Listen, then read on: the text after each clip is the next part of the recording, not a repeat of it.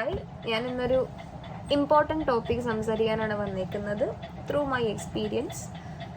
അപ്പോൾ abroad MBBS പോകാനായിട്ട് കുറച്ച് ആൾക്കാർ ഇപ്പോൾ പ്ലാനൊക്കെ ഇട്ട് നിൽക്കുന്നുണ്ടാവും, എനിക്കറിയാം.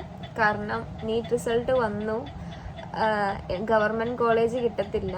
അപ്പോൾ പ്രോബബ്ലി ഇവിടെ സെൽഫ് ഫിനാൻസിങ് കോളേജിൽ പഠിപ്പിക്കാനായിട്ട് അത്രയും ഫണ്ടും കാര്യങ്ങളും ഇല്ല. അപ്പോൾ പ്രോബബ്ലി നമ്മൾ ചിന്തിക്കുന്നതെന്ന് പറയുമ്പോൾ അബ്രോഡ് പോയിട്ട് പഠിക്കാം, അവിടെ ഇത്രയും ഫണ്ടും കാര്യങ്ങളൊന്നും ആവത്തില്ല. അപ്പോൾ അങ്ങനെയൊക്കെ ചിന്തിച്ച് നിൽക്കുന്ന കുറച്ച് ആൾക്കാരുണ്ടാവും. ഞാനും അങ്ങനെ ചിന്തിച്ചൊരു വ്യക്തിയാണ്. അപ്പോൾ എനിക്കെന്ന് പറയുമ്പോൾ എനിക്കങ്ങനെ ആരും പറഞ്ഞു തരാനായിട്ടുണ്ടായിരുന്നില്ല, പ്രോപ്പറായിട്ടൊരു ഗൈഡൻസ് എനിക്ക് കിട്ടിയിട്ടില്ല. കാരണം എൻ്റെ ഫാമിലിയിൽ MBBS പഠിക്കുന്ന ആദ്യത്തെ ഒരു കുട്ടി ഞാനാണ്. അപ്പോൾ ആരും ഗൈഡ് ചെയ്ത് കൊണ്ടുപോകാനായിട്ടുണ്ടായിരുന്നില്ല. മിസ്റ്റേക്സ് പറ്റിയിട്ടുണ്ട്, അതുകൊണ്ട് നിങ്ങൾക്ക് ആ മിസ്റ്റേക്ക് പറ്റരുത്. അതുകൊണ്ട് അങ്ങനത്തെ നല്ലൊരാഗ്രഹം എനിക്കുള്ളതുകൊണ്ടാണ് ഞാൻ ഇപ്പോൾ പറഞ്ഞുതരാൻ പോകുന്നത്. പുറത്ത് പോയിട്ട് MBBS പഠിക്കാമെന്ന് വിചാരിക്കുന്ന കുട്ടികൾ കുറച്ച് കാര്യങ്ങൾ ശ്രദ്ധിക്കണം. അതായത് നമ്മുടെ NMCയുടെ guidelines, national medical council, അപ്പോൾ അവരുടെ കുറച്ച് റൂൾസ് ആൻഡ് റെഗുലേഷൻസ് ഉണ്ട്. അതൊക്കെ മീറ്റ് ചെയ്താൽ മാത്രം നമുക്ക് പുറത്ത് പോയിട്ട് MBBS പഠിച്ച് തിരിച്ച് ഇന്ത്യയിലേക്ക് തിരിച്ചു വരാൻ പറ്റത്തുള്ളൂ. അപ്പോൾ നിങ്ങൾ വിചാരിക്കുന്നുണ്ടാവും, എന്തിനാണ് ഇന്ത്യയിലോട്ട് തിരിച്ചു വരുന്നത്? USMLE, പ്ലാബ് ഇതൊക്കെ എഴുതി ഞാൻ UK-ൽ USA-ലേക്ക് സെറ്റിലാവാൻ പോവുക. എനിക്ക് പറയാനുള്ളത്, ഇങ്ങനെയൊക്കെ ഞാനും ചിന്തിച്ചിട്ടുണ്ട്. ബട്ട് പ്ലാബ് ആൻഡ് USMLE ഇതൊക്കെ നിങ്ങൾ വിചാരിക്കുന്ന പോലെ എക്സാമിനേഷൻ അത്ര ഈസി അല്ല. നല്ല എന്ന് പറയുമ്പോൾ ഇറ്റ്സ് വെരി ടഫ്. ഓക്കെ, അത്ര നിങ്ങൾ മനസ്സിലാക്കിയാൽ മതി. ആദ്യം നമ്മൾ നീറ്റ് ക്വാളിഫൈ ആവണം. നീറ്റ് ക്വാളിഫൈ എന്ന് പറയുമ്പോൾ ഒരു 20 lakhs സ്റ്റുഡൻസ് നീറ്റ് എക്സാം എഴുതുന്നുണ്ട്. അതിനകത്ത് ഒരു 11 lakhs സ്റ്റുഡൻസ് ക്വാളിഫൈ ആവുന്നുണ്ട്. അപ്പോൾ മിനിമം നമ്മൾക്കൊരു കട്ട് ഓഫ് റേഞ്ച് ഉണ്ട്. ആ ഒരു കട്ട് ഓഫ് റേഞ്ചിൽ എബവ് ആണെങ്കിൽ നമുക്ക് അബ്രോഡ് പോയിട്ട് MBBS പഠിക്കാം. അപ്പോൾ നീറ്റിൻ്റെ ആവശ്യം ഉണ്ടാകുമെന്ന് ചോദിച്ചാൽ, നീറ്റിൻ്റെ ആവശ്യം എന്ന് പറയുമ്പോൾ തിരിച്ച് ഇന്ത്യയിലേക്ക് വരുന്നുണ്ടെങ്കിൽ ഉറപ്പായിട്ടും നീറ്റിൻ്റെ എലിജിബിലിറ്റി ക്രൈറ്റീരിയ നമ്മൾ പാസ്സാവണം. എന്ന് പറയുമ്പോൾ മെയിനായിട്ട് നമ്മുടെ WHO ലിസ്റ്റഡ് യൂണിവേഴ്സിറ്റീസ് നമ്മൾ സെലക്ട് ചെയ്യണം. ഇപ്പോൾ ഓരോ കൺട്രിയിലും ഒരുപാട് യൂണിവേഴ്സിറ്റീസ് ഉണ്ടാവും. ഉക്രൈനിലാണെങ്കിൽ കാർക്കീവ്, അങ്ങനെ ഒരുപാട് യൂണിവേഴ്സിറ്റീസ് ഉണ്ടാവും. അപ്പോൾ WHO-ൽ ലിസ്റ്റഡ് ആയിട്ടുള്ള യൂണിവേഴ്സിറ്റീസ് നമ്മൾ സെലക്ട് ചെയ്യണം. അപ്പോൾ മെയിനായിട്ട് ഡ്രോബാക്ക് പറയുകയാണെങ്കിൽ ആദ്യം തന്നെ പറയാം കോഴ്സ് ഡ്യൂറേഷൻ. കോഴ്സ് ഡ്യൂറേഷൻ എന്ന് പറയുമ്പോൾ ഒരു 6 to 7 years വരും.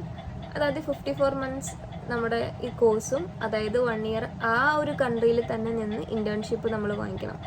ആ ഒരു കൺട്രിയിൽ തന്നെ നിന്ന് ഇൻറ്റേൺഷിപ്പ് മാത്രം വാങ്ങിച്ചാൽ പോരാ, ആ ഒരു കൺട്രിയിൽ നമുക്ക് license to practice medicine in the respective country, അത് NMC പ്രകാരമുള്ള റൂളാണ്. അപ്പോൾ ലൈസൻസ് നമുക്ക് ആ കൺട്രിയിൽ നിന്ന് തന്നെ പ്രൊവൈഡ് ചെയ്യണം, എന്നാൽ മാത്രമേ നമുക്ക് ഇന്ത്യയിലേക്ക് വരാൻ പറ്റുള്ളൂ. അത് കഴിഞ്ഞ് ഇന്ത്യയിലേക്ക് വന്നു കഴിഞ്ഞിട്ടുണ്ടെങ്കിൽ ഇന്ത്യയിൽ നിന്നും 1 year ഇൻറ്റേൺഷിപ്പ് നമ്മൾ എടുക്കണം, അത് നിർബന്ധമാണ്. അപ്പോൾ നിങ്ങളൊന്ന് ആലോചിച്ച് നോക്ക്, 6 years നിങ്ങൾ അവിടെ പഠിച്ചു കഴിഞ്ഞ് പിന്നെ ഇങ്ങോട്ടേക്ക് വന്ന് ഇവിടുത്തെ ഒരു എക്സാം ഉണ്ട്, ആ എക്സാമിന് നിങ്ങൾക്ക് കിട്ടട്ടെ. എക്സാം ടഫാണ്. അപ്പോൾ വീണ്ടും നിങ്ങൾ ഒരു എത്ര വർഷം എടുക്കുമെന്ന് നമുക്ക് ആർക്കും പറയാൻ പറ്റത്തില്ല. 10 വർഷം അങ്ങനെ കടന്നു പോവും. അപ്പോൾ അടുത്ത ഇമ്പോർട്ടൻറ്റ് ഡ്രോബാക്ക് എന്താണെന്ന് ചോദിച്ചിട്ടുണ്ടെങ്കിൽ ഓഫ്കോഴ്സ് ലാംഗ്വേജ് ആണ്. ഇപ്പോൾ നിങ്ങൾ വിചാരിക്കുന്നുണ്ടാവും, ഞാൻ ഇംഗ്ലീഷിൽ ഫ്ലുവൻ്റ് ആണ്, ഞാൻ കലക്കോടെ പോയിട്ട് ഇംഗ്ലീഷും കൊണ്ട് ചെന്നിട്ടുണ്ടെങ്കിൽ അവിടെ ഒന്നും നടക്കാൻ പോകുന്നില്ല. കാരണം അവിടെ ഇംഗ്ലീഷ് അറിയാവുന്ന ആരില്ല. അത്രേ എനിക്ക് പറയാനുള്ളൂ. അവിടെ പഠിപ്പിക്കുന്ന ടീച്ചേഴ്സ് എല്ലാം ഇംഗ്ലീഷാണ് സംസാരിക്കുന്നത്, ഓക്കെ. ബട്ട് അവിടെ കമ്മ്യൂണിക്കേറ്റ് ചെയ്യണമെങ്കിൽ അവിടുത്തെ ലോക്കൽ ലാംഗ്വേജ് നമ്മൾ പഠിക്കണം. അവിടുത്തെ ലോക്കൽ ലാംഗ്വേജ് ആണ് അവിടുത്തെ മെജോറിറ്റി ആൾക്കാർ സംസാരിക്കുന്നത്. നമ്മുടെ ഫ്രണ്ടിലൊരു പേഷ്യൻ്റ് വന്നിരിക്കുമ്പോൾ ആ ഒരു പേഷ്യൻറ്റിൻ്റെ അസുഖം എന്താണെന്ന് നമ്മൾ ഡയഗ്നോസ് ചെയ്യണം. അപ്പോൾ അതിന് നമ്മൾ കമ്മ്യൂണിക്കേറ്റ് ചെയ്യണമല്ലോ, അതിന് നമുക്ക് ലാംഗ്വേജ് ഇമ്പോർട്ടൻ്റ് ആണ്. അപ്പോൾ ആദ്യത്തെ 2 വർഷം നമുക്ക് ലാംഗ്വേജ് പഠിപ്പിക്കും. അപ്പോൾ ലാംഗ്വേജ് എന്ന് പറയുമ്പോൾ നിസ്സാര കാര്യമില്ല.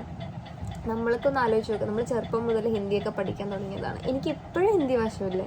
എൻ്റെ കാര്യം ഞാൻ പറയാം, ഞാൻ ചെറുപ്പം മുതൽ ഹിന്ദി പഠിക്കാൻ LKG ഇല്ല, എൻ്റെ സ്കൂളിൽ 5th മുതലാണ് എനിക്ക് ഹിന്ദി പഠിപ്പിക്കാൻ തുടങ്ങിയത്. അപ്പം മുതൽ ഹിന്ദി പഠിക്കാൻ തുടങ്ങിയതാണ് ഞാൻ. എനിക്ക് ഇപ്പോഴും വശമില്ല. ഞാൻ 10th ഹിന്ദി എക്സാമൊക്കെ പാസ്സായത് കോമഡിയാണ്. അപ്പോൾ ഇറ്റ്സ് നോട്ട് സിമ്പിൾ, നിങ്ങൾ വിചാരിക്കുന്ന പോലെ അല്ല, പാടാണ്. കാരണം it's not simple, it's really not simple. നിങ്ങൾ മനസ്സിലാക്കുക. കാരണം ഉക്രൈനിലെ ലാംഗ്വേജ് പഠിക്കാൻ വേണ്ടി ഞാൻ എടുത്തു വെച്ചിട്ട് എൻ്റെ തല പുകഞ്ഞ സത്യം പറഞ്ഞിട്ടുണ്ടെങ്കിൽ. കാരണം എഴുതുന്ന സ്ക്രിപ്റ്റ് വേറെ, പ്രിൻ്റ് ചെയ്യുന്ന സ്ക്രിപ്റ്റ് വേറെ, നമുക്ക് മനസ്സിലാവത്തില്ല. ഒന്ന് ആലോചിച്ച് നോക്കുക. നമ്മളിപ്പോൾ ഒരു 24 hours നമ്മളിപ്പോൾ ഒരു 5 മണിക്കൂർ പഠിക്കാൻ എടുക്കണമെങ്കിൽ അതിൽ 3 മണിക്കൂർ ലാംഗ്വേജിന് പഠിക്കാൻ കൊടുത്തിട്ടുണ്ടെങ്കിൽ ബാക്കിയുള്ള നമ്മുടെ സബ്ജക്ട്സ് നമ്മളിപ്പോൾ പഠിക്കും. അതായത് അനാട്ടമി, ഫിസിയോളജി. പുറത്ത് പഠിക്കുമ്പോൾ അവിടെ ഫിസിക്സ് ഉണ്ട്, മെഡിക്കൽ ഇൻഫർമാറ്റിക്സ് ഉണ്ട്, നമ്മുടെ ഇവിടെ ഇല്ലാത്ത ഒരുപാട് സബ്ജക്റ്റ് അവിടെ ഉണ്ട്. അപ്പോൾ സബ്ജക്റ്റ് പഠിക്കുന്നതിനെക്കാട്ടി കൂടുതൽ എഫേർട്ട് ഇട്ട് നമ്മൾ ലാംഗ്വേജ് പഠിക്കേണ്ടി വരും. അപ്പോൾ ഇവിടെ ആണെങ്കിൽ ഒന്ന് ആലോചിച്ച് നോക്കുക. മലയാളം നമുക്ക് പഠിക്കേണ്ട കാര്യമുണ്ടോ? നമ്മുടെ ലോക്കൽ ലാംഗ്വേജ് അല്ലേ അത്, മദർ ടങ് അല്ലേ. അപ്പോൾ ഇവിടെ എന്ന് പറയുമ്പോൾ നമുക്ക് സബ്ജക്റ്റിന് നമുക്ക് എഫേർട്ട് ഇട്ടാൽ മതി. അവിടെ എന്ന് പറയുമ്പോൾ എക്സ്ട്രാ എഫേർട്ട് ഇടണം നമ്മൾ ലാംഗ്വേജ് സംസാരിക്കാനായിട്ട്. പിന്നെ ഒന്ന് ആലോചിച്ച് നോക്കി, ലാംഗ്വേജ് നമുക്ക് ഫ്ലുവൻ്റ് ഇല്ലെങ്കിൽ നമ്മൾ ഓരോ പേഷ്യൻ്റ് നമ്മൾ ഫ്രണ്ടിൽ വന്ന് നിൽക്കുമ്പോൾ നമ്മൾ ബാക്ക് വലിയും. അവരോട് കമ്മ്യൂണിക്കേറ്റ് ചെയ്യാൻ വയ്യാത്തതുകൊണ്ട് നമ്മൾ ബാക്ക് വലിയും. അപ്പോൾ നമ്മുടെ അവിടുത്തെ എക്സ്പോഷറാണ് നമുക്ക് നഷ്ടപ്പെടുന്നത്. നെക്സ്റ്റ് എന്ന് പറയുമ്പോൾ ക്ലിനിക്കൽ റൊട്ടേഷൻ ആണ്. ക്ലിനിക്കൽ റൊട്ടേഷൻ എന്ന് പറയുമ്പോൾ ഇവിടെയാണ് പഠിക്കുന്നുണ്ടെങ്കിൽ ഇവിടെ തന്നെ ഹോസ്പിറ്റൽ ഉണ്ടാവും. അവിടെ നമ്മുടെ ക്ലിനിക്സും പോസ്റ്റിങ്സും എല്ലാം വരുന്നത്. അപ്പോൾ നമ്മൾ അവിടെ പഠിക്കുമ്പോൾ ക്ലിനിക്കൽ റൊട്ടേഷൻ എന്ന് പറയുമ്പോൾ ഒരു ഹോസ്പിറ്റലല്ല, ഒരുപാട് ഹോസ്പിറ്റലായിട്ടായിരിക്കും. അപ്പോൾ നിങ്ങൾ വിചാരിക്കും ഒരുപാട് ഹോസ്പിറ്റലിൽ പോയിട്ട് നമുക്ക് ക്ലിനിക്സ് റൊട്ടേഷൻസൊക്കെ അടിപൊളിയാക്കാം. ബട്ട് നിങ്ങൾക്ക് ലാംഗ്വേജ് അറിയണമല്ലോ ഇതൊക്കെ ചെയ്യണമെങ്കിൽ. അതുകൊണ്ട് അതിൻ്റെ ബുദ്ധിമുട്ടുണ്ട്. ഇപ്പോൾ നെക്സ്റ്റ് ഡ്രോബാക്ക് എന്താണെന്ന് ചോദിച്ചിട്ടുണ്ടെങ്കിൽ, ഇപ്പോൾ നിങ്ങളൊരു യൂണിവേഴ്സിറ്റി സെലക്ട് ചെയ്തിട്ടുണ്ട്. അപ്പോൾ നിങ്ങൾക്ക് ഈ യൂണിവേഴ്സിറ്റി പറ്റിയില്ല, നമുക്ക് വേറൊരു യൂണിവേഴ്സിറ്റിയിലേക്ക് മാറണമെന്നുണ്ടെങ്കിൽ പോലും നമുക്ക് ട്രാൻസ്ഫർ ഓപ്ഷൻ അവൈലബിൾ അല്ല. കാരണം NMC ഗൈഡ് ലൈൻസ് വഴി നമ്മൾ എവിടെയാണോ ആദ്യം പോയി ചേരുന്നത് അവിടെ തന്നെ ഈ കോഴ്സ് നമ്മൾ കംപ്ലീറ്റ് ചെയ്യണമെന്ന് അത് ഇതിനകത്തൊരു ക്രൈറ്റീരിയ ആണ്. അടുത്ത ഇമ്പോർട്ടൻ്റ് കാര്യം പറയാം. അതായത് ഇപ്പോൾ നമ്മൾ വിചാരിക്കും ഇവിടെ പഠിക്കണമെങ്കിൽ ഒരു 7,77,000 എനിക്കിപ്പോൾ അങ്ങനെ ആയി. അവിടെ എന്ന് പറയുമ്പോൾ 4.5 ലക്ഷം രൂപയേ ഉള്ളൂ. അപ്പോൾ നമ്മൾ ആലോചിക്കും അതാണ് ബെറ്റർ ഓപ്ഷൻസ്. പക്ഷെ അങ്ങനെയല്ല. നമ്മൾ പുതിയൊരു കൺട്രിയിലേക്ക് പോകുമ്പോൾ അവിടെ ലിവിങ് എക്സ്പെൻസ് ഉണ്ട്, പിന്നെ ഹോസ്റ്റൽ ഫീസ് ഉണ്ട്, കോഴ്സ് ഡ്യൂറേഷൻ ഉണ്ട്, മെഡിക്കൽ ഇൻഷുറൻസ് ഉണ്ട്. പിന്നെ അതുകൂടാതെ നിങ്ങൾ നാട്ടിലേക്ക് വരുമ്പോൾ പോകാനായിട്ടുള്ള ടിക്കറ്റും റിട്ടേൺ ടിക്കറ്റും ഇതിനൊക്കെ നല്ല ചാർജാണ്. ഇവിടെ വിസ എക്സ്റ്റെൻഡ് ചെയ്യാനായിട്ട് അതിനും ഫണ്ട് ഉണ്ട്. അങ്ങനെ ഒരുപാട് ഫണ്ട് എല്ലാം കൂടി കൂടുമ്പോൾ ഏകദേശം ഈ ഒരു 7,77,000 അത്രയൊക്കെ തന്നെ ആവില്ലേ? അപ്പോൾ നിങ്ങളൊന്ന് ആലോചിച്ച് നോക്കും, വിച്ച് ഇസ് ബെറ്റർ? ഇവിടെ 7,77,000 ഇവിടെ കൊടുത്ത് ഇവിടെ പഠിക്കണമല്ലേ ബെറ്റർ? അപ്പോൾ എനിക്ക് അങ്ങനെ അതാണ് ബെറ്ററായിട്ട് തോന്നിയത്. ഞാൻ അവിടെ പോയിട്ട് കോഴ്സ് ഡ്രോപ്പ് ചെയ്തൊരു വ്യക്തിയാണ്. 1 year, അതായത് ഫസ്റ്റ് സെം കഴിഞ്ഞ് ഫസ്റ്റ് സെം വരെ ഞാൻ അവിടെ പഠിച്ചിട്ടുണ്ട്. അപ്പോൾ ഞാൻ അവിടെ നിന്ന് കോഴ്സ് ഡ്രോപ്പ് ചെയ്ത വ്യക്തിയാണ്. അപ്പോൾ അവിടെ നിന്ന് എനിക്ക് സെയിം, അതായത് 10 lakhs എനിക്ക് അവിടെ നിന്ന് ലോസ്റ്റ് ആയിട്ടുണ്ട്. അപ്പോൾ അവിടെയും ഇത്രയും റേറ്റൊക്കെ തന്നെ വരും. അതായത് കോഴ്സ് നമ്മൾ കംപ്ലീറ്റ് ചെയ്ത് വരുമ്പോൾ തന്നെ ഇത്രയും തന്നെ ആവും. അപ്പം ഞാൻ ചിന്തിച്ചെന്ന് വെച്ചിട്ടുണ്ടാകുമ്പോൾ അവിടെ അത്രയും കാശ് കൊടുക്കണതിനെക്കാട്ടി നല്ലതല്ലേ ഇപ്പോൾ ഇവിടെ നിന്ന് പഠിക്കണം. അങ്ങനെ ഞാൻ ചിന്തിച്ചിട്ടാണ് ഞാൻ ആ കോഴ്സ് ഡ്രോപ്പ് ചെയ്തിട്ട് ഒന്നുകൂടെ നീറ്റ് എഴുതി ഇവിടെ കയറിയത്. ഇത് കൂടാതെ പഠിച്ച് കഴിഞ്ഞ് കോഴ്സ് മൊത്തം കംപ്ലീറ്റ് ചെയ്ത് അത് കഴിഞ്ഞ് നമ്മൾ അവിടെ നിന്ന് ഇൻറ്റേൺഷിപ്പ് എടുത്ത് അത് കഴിഞ്ഞ് അവിടെയും നമ്മൾക്ക് റോക്കുന്നോർന്ന് എക്സാം ഉണ്ട്. അത് നമ്മൾ ക്വാളിഫൈ ആവണം.